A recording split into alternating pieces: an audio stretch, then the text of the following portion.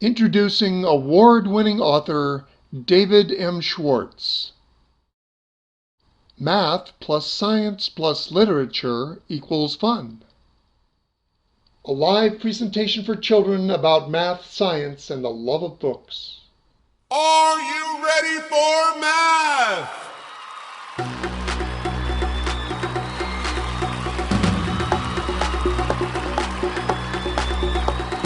Mathematician, mathematician. Mathematician, mathematician. Mathematician, mathematician. Addition and subtraction. Mathematician, mathematician. Multiply, divide, fraction. Mathematician. I'm David Schwartz. I'm an author. I've written 50 books for children. Most of them have math or science themes. And I also speak at lots of schools. My name is Claire Scott, and I'm the librarian at a small, diverse public elementary school. And I first became aware of David through his terrific books. He wrote one that came out in 1985 called How Much is a Million? And this one, of course, every elementary school librarian knows it's a book that we use very, very frequently in younger grades, but also for older kids to teach number concepts. So as the kids got more and more excited about these books, we invited David to come and speak. Welcome to Mr. David M. Schwartz.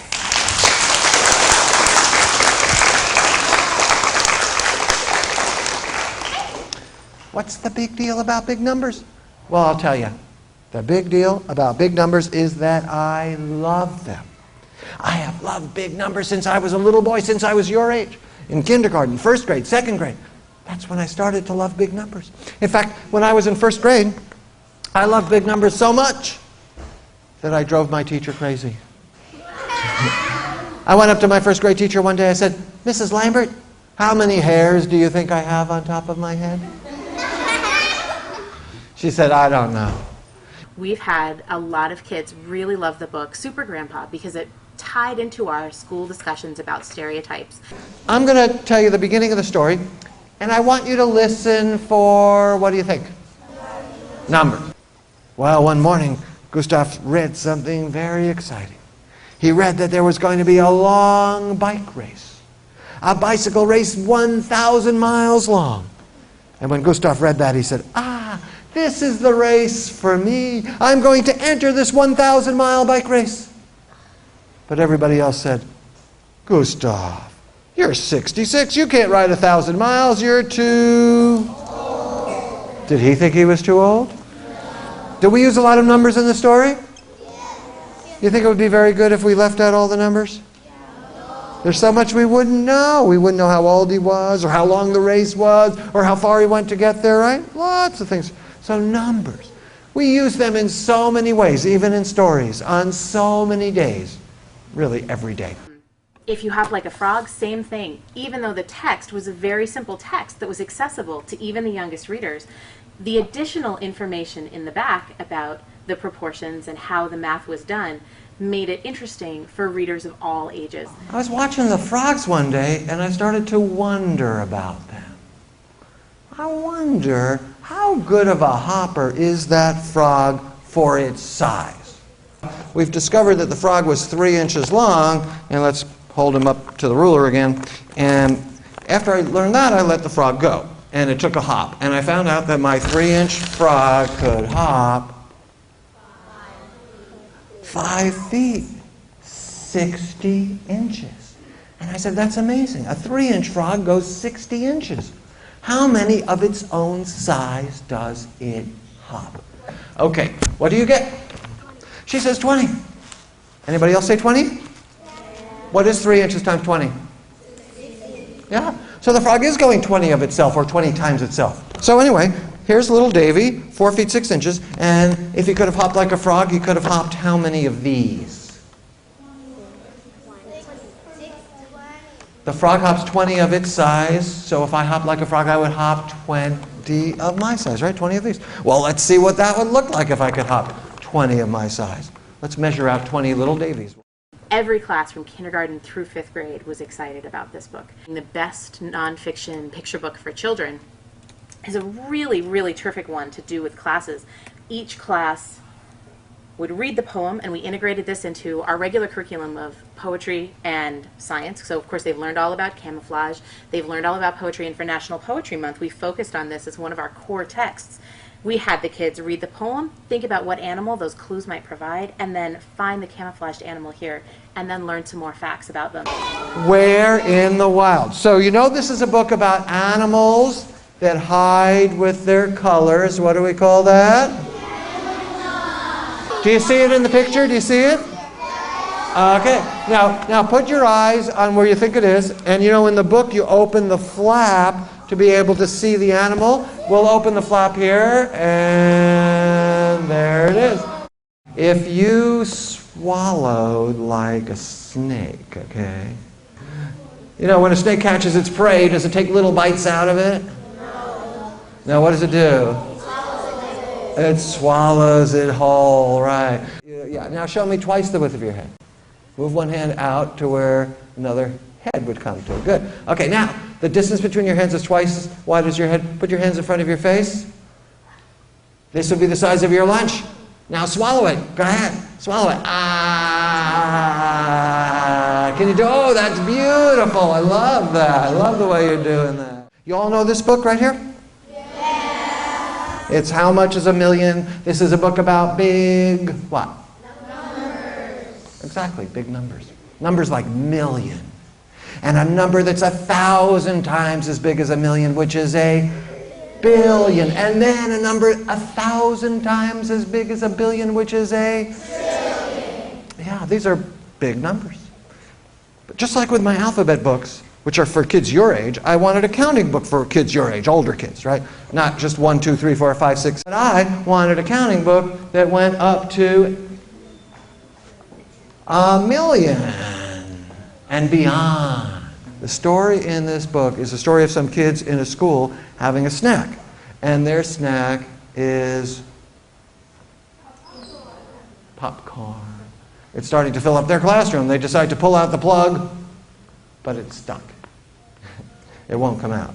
And now the popcorn is filling the room, and they decide, all right, we better go out, get out of here. They go out the door, but so does the popcorn. It fills the entire school. And these kids have a question. You know what the question is? How much popcorn do we have? So the professor sees the kids counting the popcorn. He says, I see what you're doing. You have a whole school, and it's just full of popcorn, and you're counting it all by, and you're only up to, you're never going to get it all counted like that. But don't worry, he says. There are other ways you could count. They say, hey, we could get there even faster if we started to count by. So they do it 10 times. Ready to help me? Here we go. 100, 200, 300, 400, 500, 600, 700, 800, 900, 1,000. We're up to 1,000. 10 of these. How much popcorn?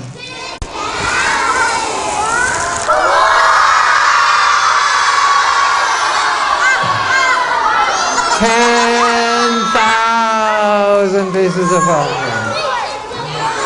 400,000. 500,000. Now up here, okay? 600,000.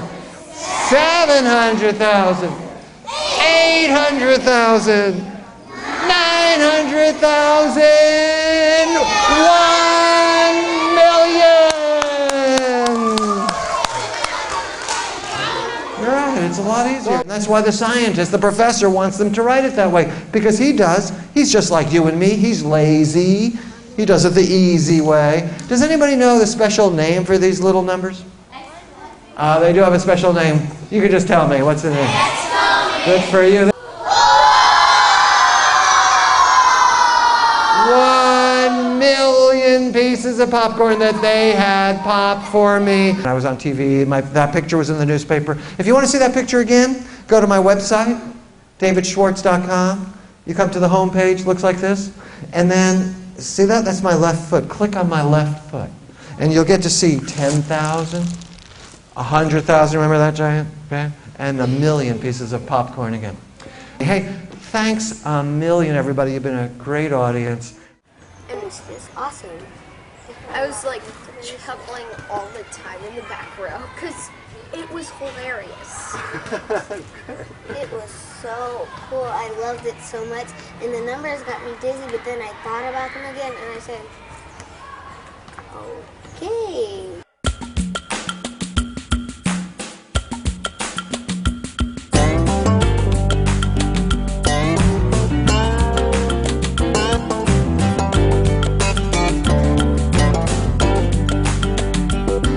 There's a new idea growing round these days. People plugging into a big math craze. The fun is multiplying, the product is so satisfying. Everybody's working out the basic calculations, addition and subtraction, integers and fractions. Before your head explodes, my friend, you can take some mathemaction. So let's get crazy, crazy for math. So very, very crazy, crazy for math. Get nuts all over numbers, begin to make it count. Get into the groove and figure it out. Get crazy, crazy for math. Now Ptolemy, Hypatia, and Archimedes were the first brainiacs with hypotheses. Good old Isaac Newton said gravity worked out fine. Galileo had the numbers on the universe. Zeno said, think about the paradox first. They were the coolest mathemaniacs of their time. Cause they were crazy, crazy for math. So very, very crazy, crazy for math. They helped to discover everything we know. They never stopped asking what made the world go. They were crazy, crazy for math.